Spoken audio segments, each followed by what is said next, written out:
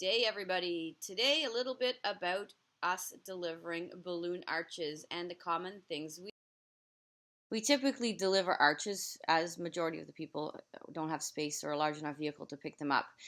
So in this particular case, I delivered an arch. The event was very late in the day or later in the day, so we had set it up in the shade to keep it out of the direct sun, because right at the moment Ottawa is having a bit of a heat wave. We did that, and then we took it inside because the family wanted to set it up outside after, right before the event started, so that the balloons would look their best, which I said no problem. So I showed them exactly how to set it up.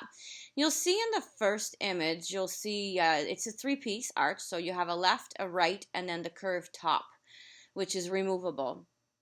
You'll see in the first image that the spiral continues right through, and then you'll come to a point in the middle at the top of the arch, because it will spiral and then come to a point, which is how it was designed to do. Now, if you go look at the second image, you'll see that the spiral starts to go, and then it changes direction.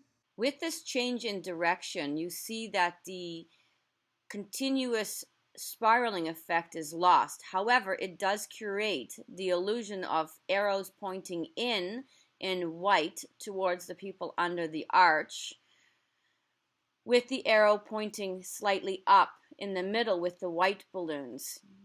The other way, in the first image, you could see that the effect was created in this particular job for the blue balloons to come as a point in the middle at the top, pointing down, so that it was a continuous spiral from left to right inwards, coming to a point.